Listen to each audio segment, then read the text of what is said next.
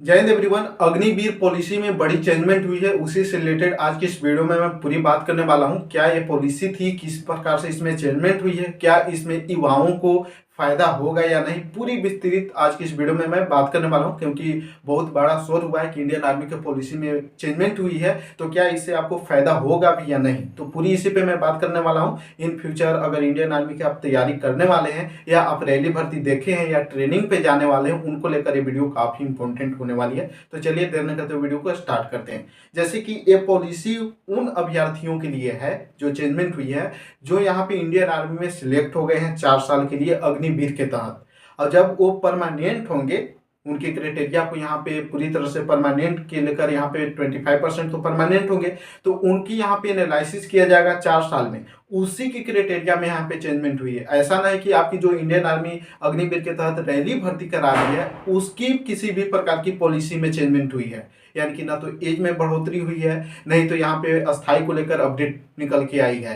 ये जो अपडेट यहाँ पे निकल कर आई है, एजी ब्रांच द्वारा 31 अक्टूबर को ही रिलीज की गई थी कि अगर आप यहाँ पे इंडियन आर्मी में अग्निवीर के तहत यहाँ पे सिलेक्ट हुए हैं, अब आपको यहाँ पे जब 25 4 साल के बाद जैसे ही 25 यहाँ पे अस्थाई बनेंगे, उसकी क्राइटेरिया में चेंजमेंट हुई है। जैसे कि यहाँ पे मैं बात कर लूँ, जो आपको यहाँ पे पहली बैच तो यहाँ पे यूनिट में चली गई है, सभी ट्रेनिंग पूरा करके 1 साल की ट्रेनिंग पूरा कर ली है और उनकी यहाँ पे एनालिसिस भी कर लिया गया है। फिर भी पॉलिसी में चेंजमेंट क्यों की गई है, इसको लेकर भी मैं लास्ट में बात कर लूंगा। ऐसे अभी मैं बात कर लेता हूँ कि जो अभी भी 3 साल का मोहलत बचा हुआ है उन अभ्यर्थियों के लिए जो ट्रेनिंग पूरा करने के बाद यहाँ पे यूनिट में चल गए हैं अपनी ड्यूटी देने के लिए। जैसे कि पिछली कुछ महीने पहले आपको देखे थे 3 अग्निवीर शहीद भी हुए हैं, वो सभी अपनी ड्यूटी कर रहे हैं। उनको लेकर ही अपडेट आई है कि इनकी यहाँ पे जो परफॉर्मेंस है उनको अनुसार यहाँ पे नंबर मार्क्स किया जाएगा। उसके बाद अस्थाई जब होंगे, जब इनकी यहाँ पे अस्थाई की प्रक्रिया होगी, उसमें इन्हें सहूलियत मिलेगी। तो ये जो 3 साल की होने वाली है, जैसे कि 1 साल तो ट्रेनिंग की उनकी पूरी तरह से एनालिसिस कर लिया गया है, मार्क्स उनकी बन गई है, लेकिन अभी भी उनके पास 3 साल बचा हुआ है। तो उसमें आपका जो यहाँ पे परफॉर्मेंस देखा जाएगा, ये आपका हो गया बीपीईटी हो गया, पीपीटी हो गया, फायरिंग हो गए और ड्रिल। ये सारे जो यहाँ पे ट्रेनिंग के यहाँ पे जो उनकी ड्यूटी के दौरान सारे प्रक्रियाएं हैं, इसमें उनकी परफॉर्मेंस देखी जाएगी। बीपीईटी का मतलब आपका हो गया, फुल फॉर्म हो गया battle field physical efficiency test, और पीपीटी का हो गया फिजिकल प्रोफिशिएंसी आपका टेस्ट। और यहाँ पे फायरिंग तो आपको जाना होगा, फायरिंग के लेकर हो गया, ड्रिल हो गई। ये सारे की जो आपका यहाँ पे परफॉर्मेंस रहेगी, उसमें आपको यहाँ पे बेनिफिट देखने को मिलेगी।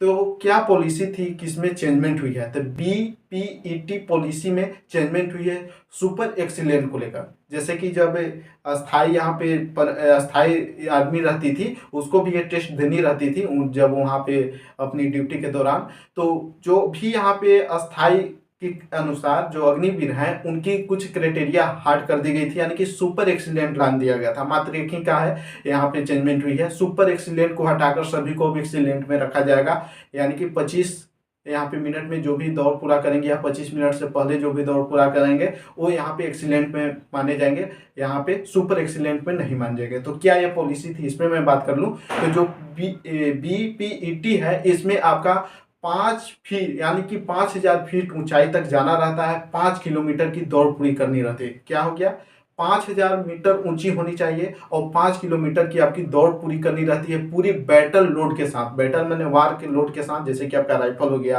आपका बम बारूद हो गया, इस सारे के साथ आपको इतनी ऊंचाई वाली इतनी किलोमीटर की दूरी तय करनी रहती है, दौड़ पूरी करनी रहती है। जैसे कि जो 25 मिनट में पूरा करते हैं उन्हें एक्सीलेंट में लिया जाता था, और जो यहाँ पे 26 मिनट 30 सेकेंड में पूरा करते थे उन्हें गुड लिया जाता था, और जो 28 मिनट में पूरा करते थे उन्हें पास कर दिया जाता था। और इसी से कंसेप्ट को निकलकर कुछ हार्ड कर दिया गया था अग्निवीर वालों को, कि यहाँ पे जब वो अस्थाई होंगे उनकी नंबर यहाँ पे जुड़ेगी सुपर एक्सीलेंट।